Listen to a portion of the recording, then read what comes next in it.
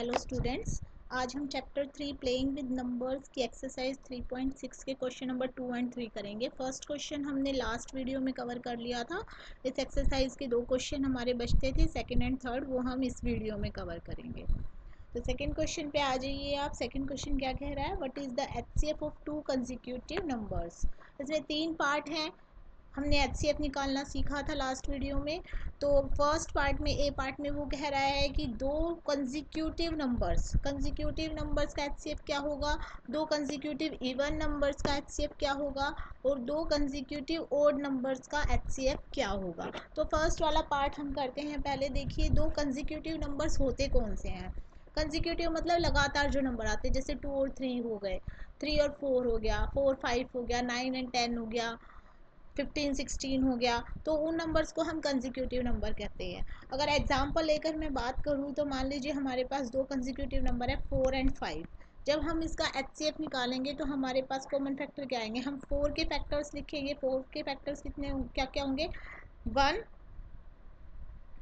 2 and 4। और 5 के factors क्या क्या बनेंगे, 1 एंड 5। तो इन दोनों में से कॉमन कौन सा आ रहा है, हमारे पास 1 ही कॉमन आ रहा है सिर्फ। तो एचसीएफ क्या हो जाएगा, इसका 1 हो जाएगा।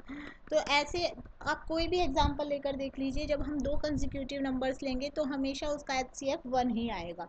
तो हमारा आंसर क्या होगा, ए पार्ट का। ए पार्ट का आंसर हम लिखेंगे HCF of two consecutive numbers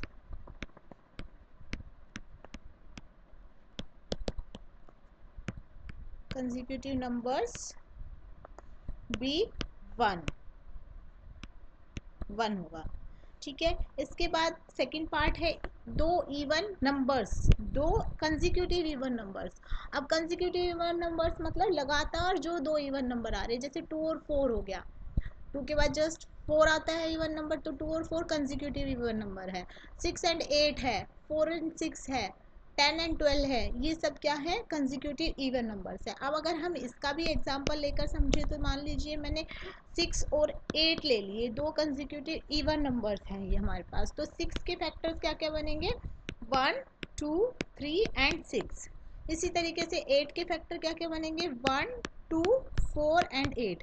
अब इन दोनों में से कॉमन क्या क्या आ रहा है, 1 कॉमन आ रहा है और 2 कॉमन आ रहा है।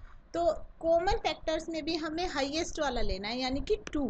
तो इसका एचसीएफ क्या आ जाएगा, 2 आ जाएगा। तो मैंने यहाँ पर 6 और 8 का एग्जांपल लिया है। आप इसी तरह से कोई और भी एग्जांपल ले सकते हो कंसेक्यूटिव इवन नंबर्स का। तो हमेशा हमारे पास जो एचसीएफ है वो 2 ही आएगा। तो इसका आंसर क्या लिखेंगे, हम लिखेंगे HCF of two consecutive even numbers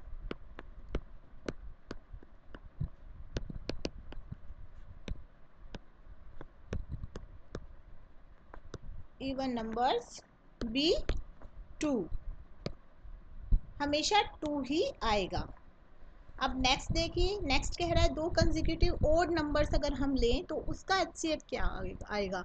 तो कंसेक्यूटिव ओड नंबर्स में हमारे पास जैसे 1 और 3 हो गए, ये कंसेक्यूटिव ओड नंबर है। 5 एंड 7 हो गया, 9 एंड 11 हो गया। तो आप कोई भी एग्जांपल ले सकते हैं। मान लीजिए मैंने 7 और 9 का एग्जांपल ले लिया। 7 और 9 मेरे पास दो कंसेक्यूटिव ओड नंबर्स हैं। तो 7 के फैक्टर क्या होंगे, 1 एंड 7। और 9 का फैक्टर क्या हो जाएगा, 1 3 एंड 9। तो इसमें कॉमन फैक्टर क्या आ गया, हमारे पास 1 है कॉमन फैक्टर। तो एचसीएफ इसका क्या आएगा, एचसीएफ इसका आएगा 1। तो इसी तरीके से आप कोई भी एग्जांपल लेंगे तो उसका एचसीएफ हमेशा 1 ही आएगा जब आप दो कंसेक्यूटिव ओड नंबर्स लेंगे। तो इसका आंसर हम लिखेंगे HCF of two consecutive odd numbers be 1।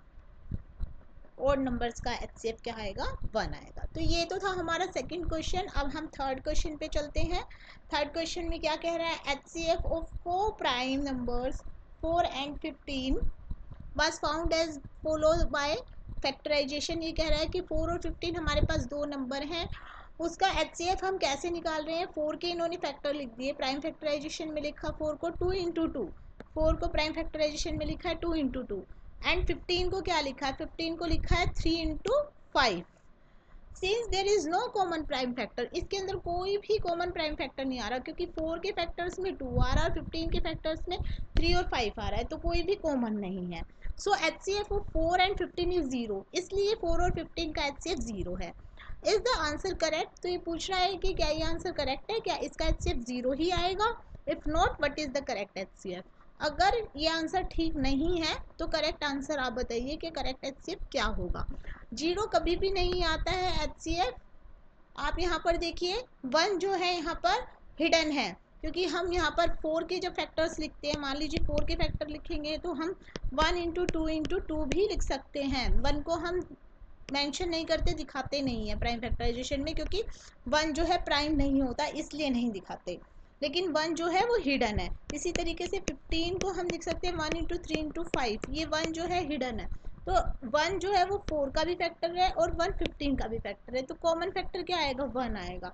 तो कॉमन फैक्टर जब 1 आ गया तो HCF भी क्या होगा? इसका 1 होगा, 0 HCF नहीं होगा इसका।